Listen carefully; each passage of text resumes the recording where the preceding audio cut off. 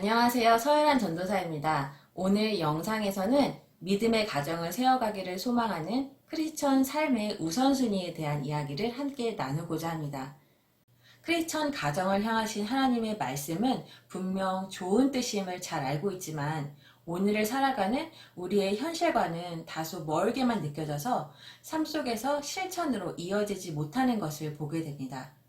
머리로의 암과 삶으로의 실천이 나누어지는 것이 반복되다 보면 우리의 마음은 굳어져서 하나님의 말씀에 점점 더 무뎌지게 되고, 또 때로는 머리로 알고 있는 지식이 마치 우리의 진짜 모습인 것처럼 착각하게 되는 교만으로 나타나게 됩니다. 이처럼 지식으로 알고 있는 믿음이 삶으로 살아내는 접촉점을 찾지 못하고 있는 것이 오늘날 많은 크리스천이 처하고 있는 신앙의 현 주소가 되었습니다. 그렇다면 하나님께서는 우리들이 삶으로 살아내지 못할 이상적인 가정의 이야기를 성경에 계시하고 계신 걸까요? 분명한 답을 저희들은 너무나 잘 알고 있습니다. 하나님의 말씀은 저 멀리에 존재하는 것이 아닌 이 땅으로 찾아오신 생명의 말씀입니다. 예수님께서는 친히 영원한 하나님의 나라와 우리 세상과의 접촉점이 되어주셨죠. 예수님으로 말미암아 영이신 하나님께서 우리의 삶으로 찾아오셨습니다. 특별히 가족은 하나님의 섭리 가운데 영원한 하나님의 나라와 유한한 이 세상을 연결하는 놀라운 신비, 기독교 신앙의 본질을 담고 있습니다. 사도 바울도 에베소서에서 그리스도와 교회로부터 시작되는 남편과 아내의 관계에 대해서 드러내면서 이 비밀이 크도다 고백하였죠. 가족을 바라보는 우리의 관점이 부와 명예, 성공적인 자녀 교육 등 이 땅의 가치에만 매여 있다면 세상의 관점으로 가족을 향하신 하나님의 그 뜻을 이해하려는 해석하려는 시도만을 반복하게 될 뿐인데요.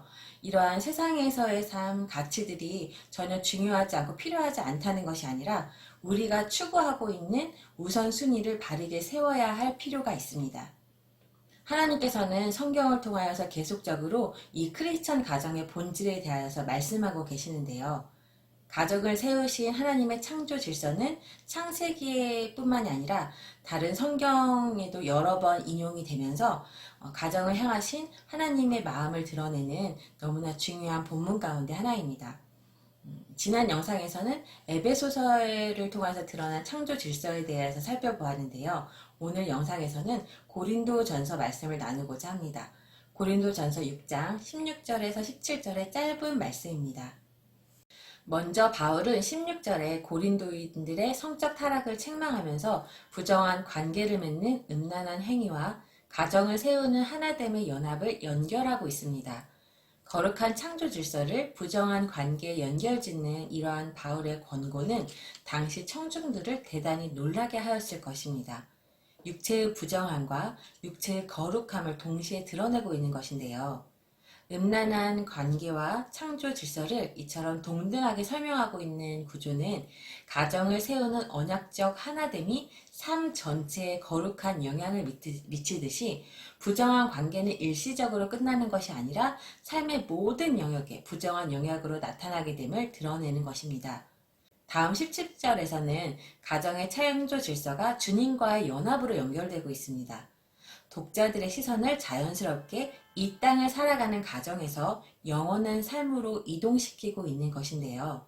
16절의 구조와 마찬가지로 창조 질서를 주님과의 동거함으로 동등하게 연결짓는 이 구조는 하나됨을 이루어가는 이 땅에서의 거룩한 삶이 영원한 하나님 나라와 매우 밀접한 관계가 있음을 드러내고 있는 것이죠.